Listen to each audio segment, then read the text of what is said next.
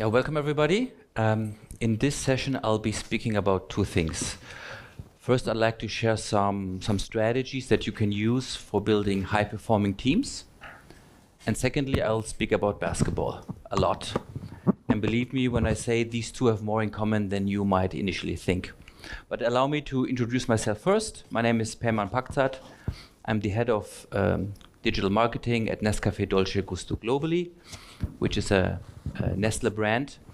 And I worked in senior leadership roles within Maggi and Brita before taking this job. So what to expect in this session? So I'd like to, first of all, explain what is a high-performing team and why does it matter to establish one. Then I'd like to share some practical tools and tell you how I use them to build high-performing teams. And then I'd like to share an example on how this can even lead to innovation. Sorry to disappoint, there's no AI in this presentation. When we take a look at the top 5, let's say, attributes that millennials claim is important for job satisfaction, and by the way, millennials, they're today 29 to 44 years old. So I just made the cut. They claim that working in an environment where their work actually matters, so there's a purpose behind, is number 1.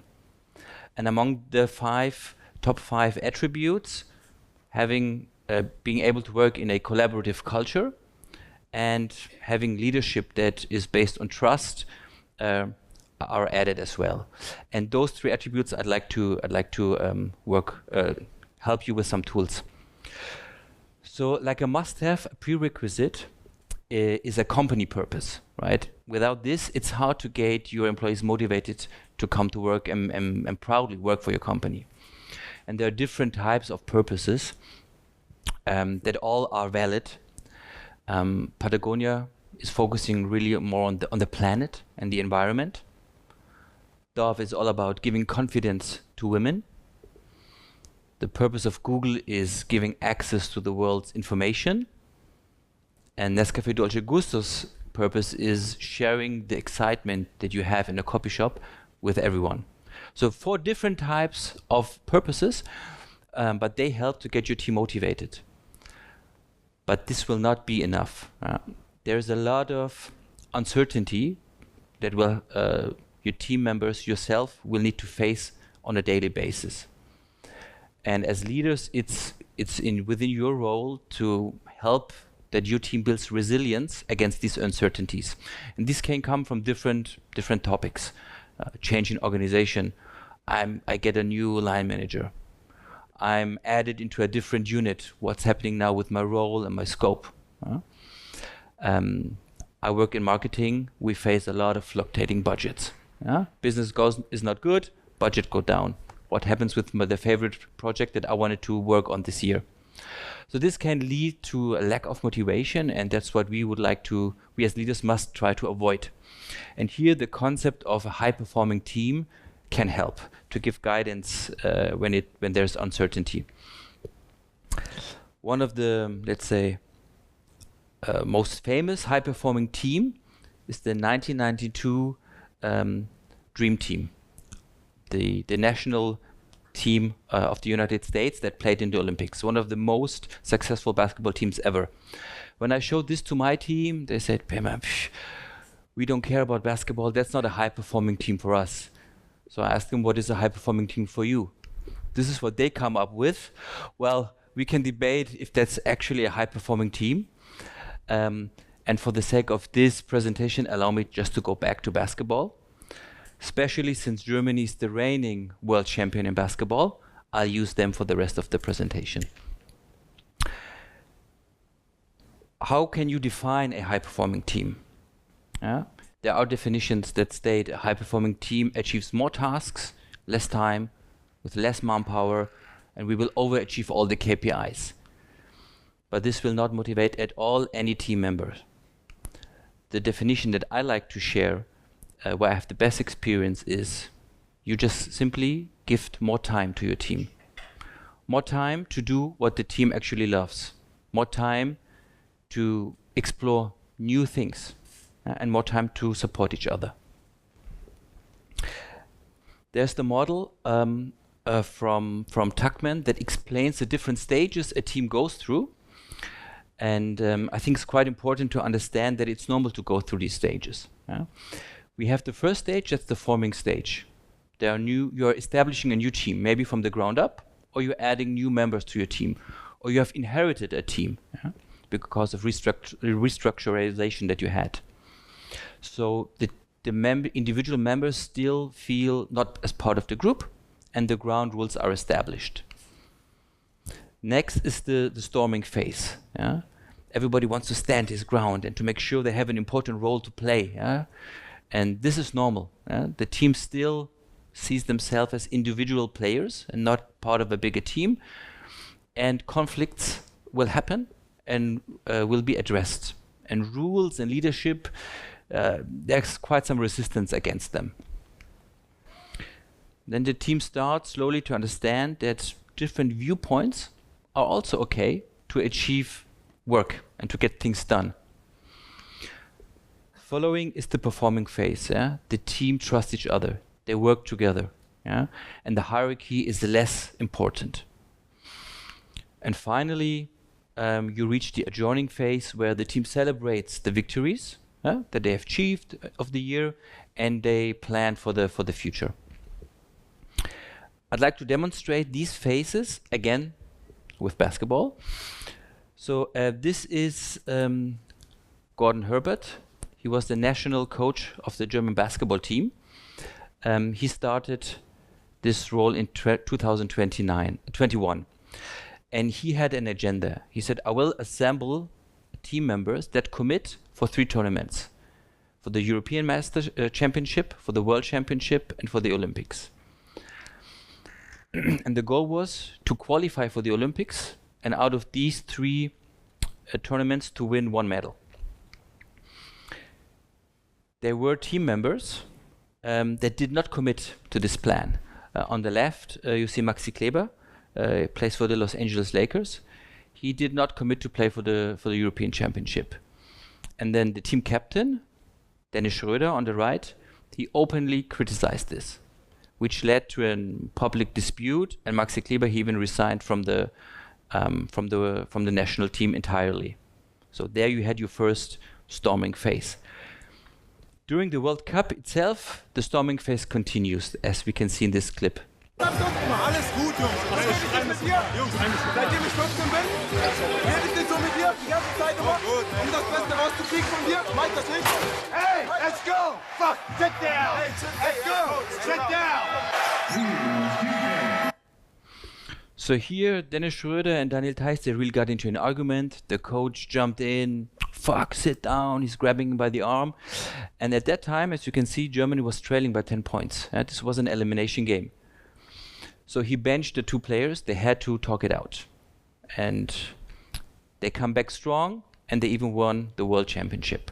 So I think this was a demonstration I'd like to use to show the phases a high-performing team needs to go through. Now, the benefit you have is, compared to a regular non-high-performing team, a high-performing team goes through these phases much faster. As you can see, even within a tournament, it's possible. Now I'd like to share some tools that I use for my teams to go get closer to a high-performing team. And here also this stage model helps me. It's from Jennewein and Heidbrink, and I'd like to walk you through it. So the first tool I like to use, this is really about the team building its own vision. The company vision is not enough. The company purpose. Here it's about building a vision that motivates the team and the group intrinsically. And the tool I like to use is the scenario of a press conference. And I'm asking the team, imagine in 5 years from now, there's a press conference and you're celebrating like the national team. If you can summarize in 1 sentence, what was the biggest success, the biggest achievement of the team? This can be we have reached a certain benchmark, a certain goal, I don't know, 250,000 followers. And we introduced 5 times more innovations. Our road to market was cut in half. And any benchmark, this can help. Or compare against the competition. When I was at Maggi, it was always, we have more market share than Knorr. Yeah, that was driving us. With this sentence, you collect them. I'm using this canvas where you can cluster the different achievements. And this will help you to formulate a motivating team vision. And I will share at the end a team vision that I had with my Maggi team. You can also make visible what challenges will you face and what type of support do you need. What I always advise is don't ask for support from others. These must be topics that you, within your group, you can solve yourself. And then finally, let's define some bold steps to reach our team vision. And this will look messy like this, yeah? So you really cluster your brainstorm, and then you can formulate the steps and the team vision. I'll show you an example later. Next is all about the people, yeah? And here a personality assessment is important. There are different models that you can use for personality assessment. I like to use the DISC model. What this at the end ultimately does is it helps to build a collective understanding of the individual work styles you have in your team. And this model clusters 4 different work styles, and normally each and every one of us has all 4 attributes. But there's normally one attribute that is more dominant than the others. And as a leader, this will help you to assign tasks that are well suited for the different work styles of your team members. But also within your team, you understand that's why he reacted like this. That's why he organized this project like this. Totally different than I would do. But you understand why. So this model, you have the 4 types. You have the dominant type. This is a person that, he likes to decide quickly, takes risks. He loves the competition, and he wants to make his own rules to get to the result. You have the influencing type. This person loves to collaborate with others, to team up, and build alliances.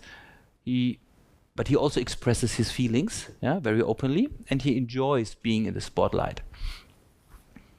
Then you have the steady work type. This person dislikes change. He loves a good process. Races, awesome. Let's define who does what. And he's very supportive because he especially likes to keep the peace in the group. And then you have the cautious work type. He loves your Excel sheets, your Power BI. That's more the analytic type. He's very, very thorough and accurate, and expects a lot from himself. So you can address each, let's say, type of team member in a different way. The dominant person, you need to give him action, keep him busy, and give him a lot of challenges, and make the results visible. That's important for him. The influencing person also, you need to give him a lot of to do, but put him in environments where he needs to collaborate with others and show him enthusiasm towards his setup. The steady person needs to also collaborate a lot and team up with others, but from you as a leader, he needs support. At the end, he's seeking stability, and you give him that stability through your support. The cautious person is also seeking stability, but he gets it from tasks that you assign to him where accuracy is really important. And as the cautious work type, he demands a lot from himself. He enjoys and he likes to get tasks that are challenging. How I use this tool, there are different surveys that the team can take, and then the personality becomes, let's say, working type comes visible, and this I would openly share in the group. So it's visible who has which type of work style. The next stage, this is about clarifying the roles of each team member, and then also enabling them. And this is really quite important. It's not actually a tool, it's just, a very transparent definition. It's important that with each team member, it's stated what is your role in this team and what is expected of you. And this is a task that the team leader must do, because the team member cannot predict what we expect from in his role. Then of course it's important to not lead through micromanagement and to control and you need to do it again, show me the presentation, show me again how you reworked it. Then you're doing the job for your team. It's not good for you, and the team will not be motivated. So rather try to support and lead with trust and give feedback. And then lastly, it's about shaping an environment where it's okay to make mistakes, where it's not the end of the world if you fail. Because only in this environment the team member will share their failure and their learnings with others, and everyone can benefit from it. Next tool I like to use is the retrospective, because here the team works together on how they can improve the way of working that they have within their group. And here, this is the retrospective is a tool from agile project management, such as Scrum. And this is not about the daily business. Yeah? This is not about how could we have improved this project or that project. This is about how the group works together. And here, simply collect everything that the team should start doing. And of course, you don't do it for your team, you do it with your team. What they should start doing in working together. What is not working and we should immediately stop. And what is working quite well and we should continue. And this will be then massively clustered, and then you can rank them, give every team member a certain amount of dots, and they can prioritize this retrospective. Most importantly is that you follow up on these. Yeah? I would make this a regular element in your all-hands meeting. So you can see, is this helping actually, and have we improved as a team here? Then, if with the help of some of these tools that I showed you, you will ultimately turn individual objectives into a team success. Yeah? And when you see that this is happening, that the individual objectives of your team members become more of a team success and team objectives, then that's a good sign that you are that your team is developing towards a high-performing team. Now, lastly, I'd like to show you one of the examples that I mentioned earlier of a team vision, and keep in mind this is from 2019. When using these tools, and we had a session about the team vision, the team came up with the vision of for themselves. We make our users fall in love with Maggi by being the most innovative and inspiring food brand. And out of this team vision, the team developed 2 innovations. At that time, I would call them innovations. The team developed the world's first culinary chatbot that personalized recipes based on the user's preference. And they developed a voice application that helps you while cooking. And that's it from my side. Yeah? So I invite everybody later to the roundtable if you'd like to deep dive into that topic. Thank you very much.